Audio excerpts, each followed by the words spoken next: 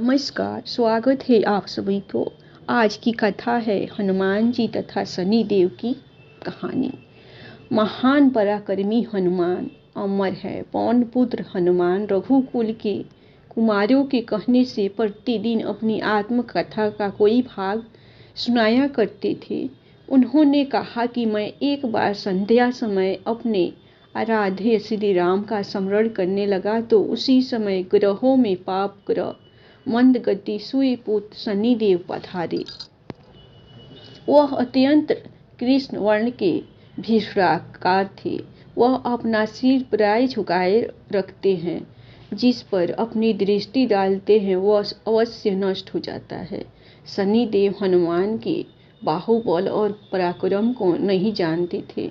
हनुमान ने उन्हें लंका में दर्शकीय के बंधन से मुक्त किया था।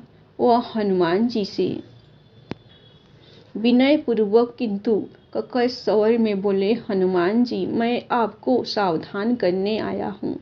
त्रेता की बात दूसरी थी, अब कलयुग प्रारंभ हो गया है। भगवान वासुदेव ने जिस क्षण अपनी अवतार लीला का समापन किया उसी क्षण से पृथ्वी पर कली का प्रभुत्व हो गया। यह कलियुग है। इस युग में आपका शरीर दुर्बल और मेरा बहुत बलिष्ठ हो गया है। अब आप पर मेरी साढ़े साती की दशा प्रभावी हो गई है। मैं आपके शरीर पर आ रहा हूँ। शनिदेव को इस बात का तनिक भी ज्ञान नहीं था कि रघुनाथ के चरणारविंदों पर काल का प्रभाव नहीं होता। करुणा निधान जिनके हृदय में एक क्षण को भी आ जाते हैं, काल की कला वहाँ सर्वथा निष्प्रभावी हो जाती है। प्रबंध के विधान वहाँ प्रभुत्वहीन हो जाते हैं। सर्वसमर्थ पर ब्रह्मा के सेवकों का निमंत्रण संचालन पोषण प्रभु ही करते हैं। उनके सेवकों की ओर दृष्टि उठाने का साहस कोई सूर असुर करे तो स्वयं अनिष्ट भाजन होता है। शनिदेव के अग्रज यमराज भी प्रभु के भक्त की ओर देखने का साहस नहीं कर पाते। हनुमान जी ने शनिदेव को समझाने का प्रयत्न किया, आप कहीं अन्यत्र जाए। ग्रहों का प्रभाव पृथ्वी के मरणशील प्राणियों पर ही पड़ता है। मुझे अपने आराध्य का स्मरण करने दे। मेरे शरीर में श्री रघुनाथ जी के अतिरिक्त दूसरे किसी को स्थान नहीं मिल सकता, लेकिन शनिदेव को इससे संतोष नहीं मिला। वह बोले, मैं सृष्टिकर्ता के विधान से विवश हूँ। आप पृथ्वी पर रहते हैं, अतः आप मेरे प्रभुत्व क्षेत्र से बाहर नहीं हैं। पूरे 22.5 वर्ष व्यतीत होने पर 7.5 वर्ष के अंतर से 2.5 वर्ष के लिए मेरा प्रभाव प्राणी पर पड़ता है, किंतु यह गौण प्रभाव है। आप पर मेरी 7.5 आज इसी समय से प्रभावित हो रही हो। मैं आपके शरीर पर आ रहा हूँ, इसे आप टाल नहीं सकते। फिर हनुमान जी कहते हैं, जब आपको आना ही है तो आइए। अच्छा होता है कि आप मुझ वृद्ध को छोड़ ही देते। फिर शनिदेव कहते हैं, कलयुग में पृथ्वी पर देवता या उपदेवता किसी को नहीं रहना चाहिए। सबको अपना आवास सूक्ष्म लोकों में रखना चाहिए।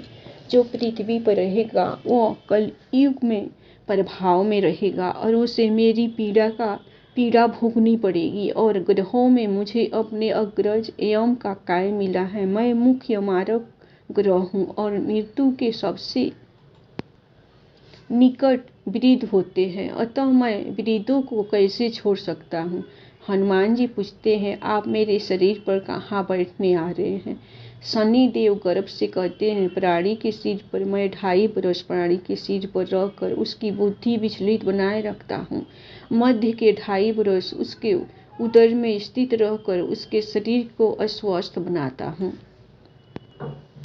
वह अंतिम 2.5 वर्ष पैरों में रहकर उसे भटकाता हूँ। फिर शनिदेव हनुमान जी के मस्तक पर आ बैठे तो हनुमान जी के सिर पर खाज हुई। उसे मिटाने के लिए हनुमान जी ने बड़ा पर्वत उठाकर सिर पर रख लिया। शनिदेव चिल्लाते हैं, ये क्या कर रहे हैं आप। फिर हनुमान जी कहते हैं, जैसे आप सृष्टिकर्ता के विधान से विवश है, वैसे मैं भी अपनी स्वभाव से विवश हूँ। मेरे मस्तक पर खाज मिटाने की यही उपचार पद्धति है और आप अपना काय करें और मैं अपना काय। ऐसा कहते ही हनुमान जी ने दूसरा पर्वत उठाकर सिर पर रख लिया। इस पर शनिदेव कहते हैं, आप इन्हें उतारिए, मैं संधि करने को तैयार हूँ।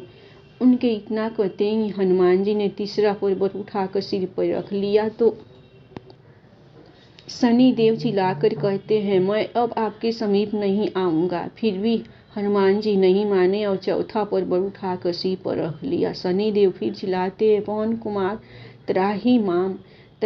ताही माम रामदूत आंजन्याय नमः। मैं आपको भी पीड़ित नहीं करूंगा। जो आपका स्मरण करेगा मुझे उतर जाने का अवसर दे। हनुमान जी कहते हैं, मैं कहते हैं बहुत शीघ्रता की, अभी तो 5वां पर्वत शिखर बाकी है। और इतने में ही शनिदेव मेरे पैरों में गिर गए और कहा, मैं सदैव आपको दिए वचनों को स्मरण रखूंगा। आघात के उपचार के लिए शनिदेव तेल मांगने लगे। हनुमान जी तेल कहाँ देने वाले थे, वहीं शनिदेव आज भी से तुष्ट होते तेल दान है। जय जय श्री राधे।